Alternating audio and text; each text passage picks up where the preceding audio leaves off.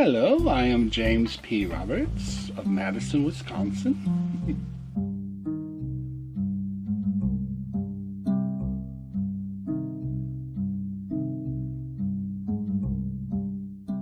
Oh, ever since I was in high school, and perhaps even a little bit before then.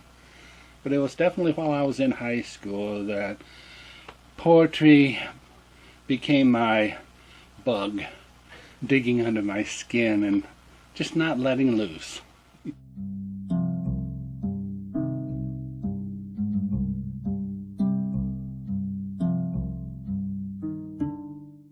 Well, I've written in a wide variety of fields, poetry being just one of them, but I've also written fantasy and science fiction. And I had a dark fantasy novel called Bourland, B-O-U-R-L-A-N-D, published in 1999. And I've also had a collection of fantasy and science fiction short stories, published in 2005, called Darkling I Listen and For Many a Time and Other Imaginations.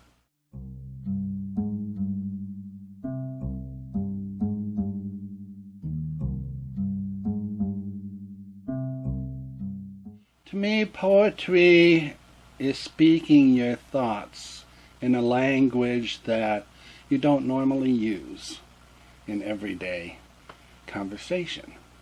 It's a bit deeper, and it allows you to express yourself in a more concrete fashion, by using words, manipulating words to the best of your abilities, and really it's a way of expression, the way you look at life.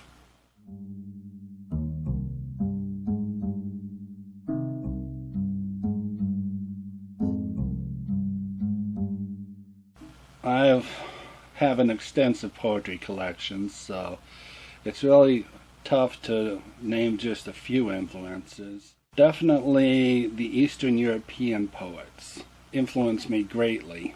They're especially the Russian women poets like Anna Akhmatova, Marina Tsvetaeva, and also from Lithuania, there's Janina Degutita, and from Bulgaria, Blaga Dimitrova. They're all women poets. There are some men poets too that I enjoy.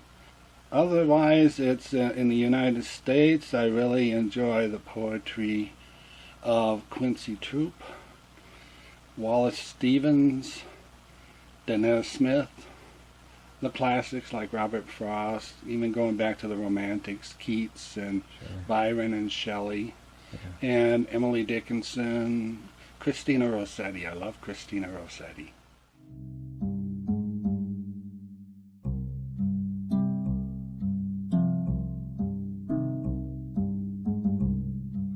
Well, I would certainly like to get a couple more poetry collections published there by established presses. Also like to do some more writing of fantasy and science fiction short stories. I have quite a backlog of that. But these last few years I've been so involved with the Wisconsin Fellowship of Poets and other organizations that I'd like to get back to doing writing as an occupation, something that I can continue to explore my own sometimes morbid psyche. Too many projects don't really allow you to do that sometimes, huh? Yes, yeah. It's been more a focus on organizational abilities rather than my own creative aspirations. But I think that's going to be changing in the near future.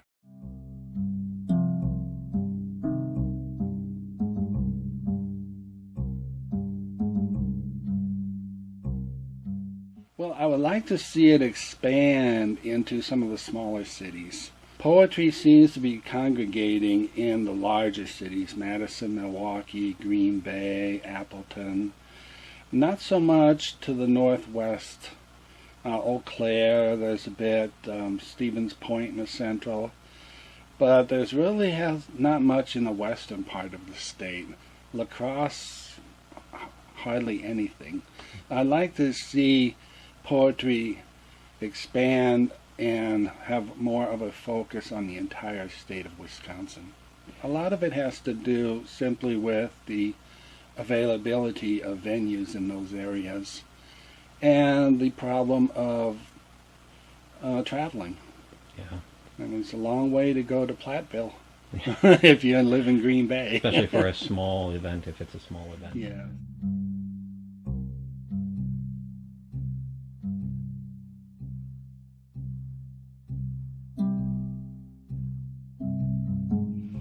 I've really had a wonderful time with the Wisconsin Fellowship of Poets, and I'm looking forward to changing my responsibilities within the organization. I'm looking forward to working with someone new who will be eventually taking over my position within the organization within the next year.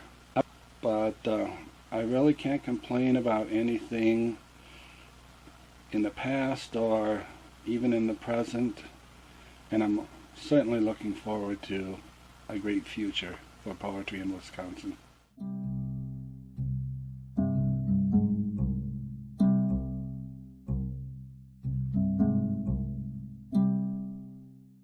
Well, the first thing I'd like to share is a poem that just came out in the new issue of Poetry Hall, which is a bilingual magazine with poems printed in English and Chinese.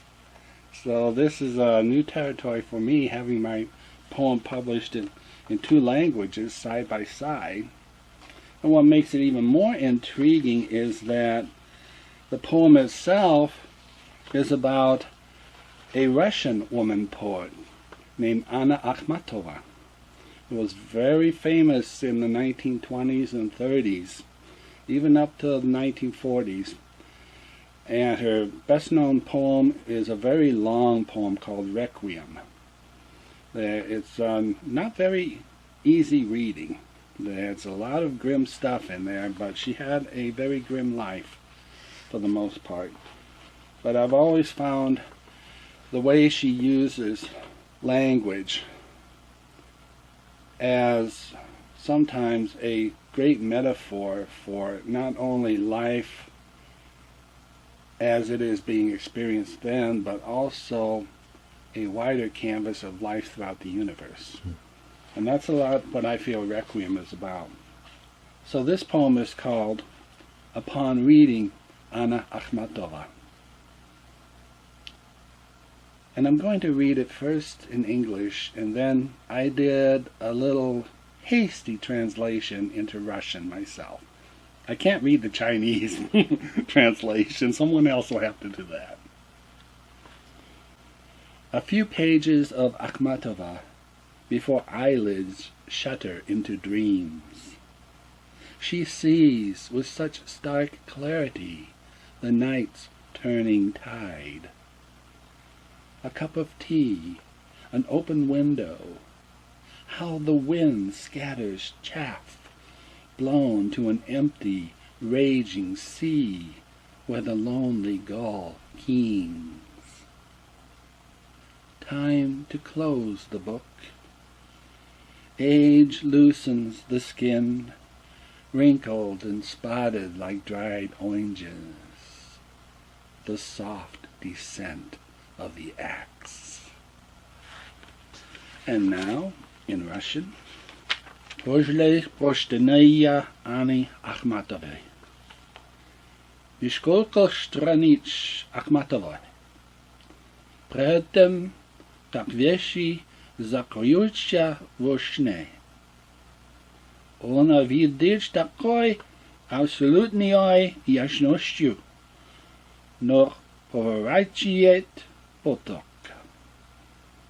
Чашка чая открой окно, как ветер расшивает мякну. Взорван пустым, бушующим морем, где одинокие чайки увлечены. Ромая закроет гниру, Vozhasht Ojlabayet Koshu Moshinishtye I Piachnistye Kak Shushenye Apelchnye Myaki Spur Topora. This is a very recent poem. It's called Conversation Between Two Dying People. 1 cup full of coffee. 1 cup full of hot chocolate. It is what is left unsaid that matters most. We do not waste time describing symptoms. These are already known, a factual history. We mostly tell our dreams, little bits of ourselves not known before. Sorry, deemed superfluous. Hope, a word smudged like a fingerprint not totally erased. Each continuing day, a fragile mark on the calendar, speaks of adventures newly begun, the end, perhaps just beyond the next hill, the next text message, the final phone call taken at 3 a.m. to hear that one whispered word, informing us of the visitor patiently waiting beyond the closed door. These past weeks has now entered and taken a seat, ready to say hello. Well, since we are talking about translations, I thought I would do this one last poem called Translations. A poet always worries who will translate them after they are gone. One doesn't have to be dead if the words are totally misunderstood. A madman or woman can create books of false history with a swiped thought. Languages are no barrier to a can of gasoline and a lighted match. Like bones, a legacy can turn to ash, blown away by a forgetful, wronged wind.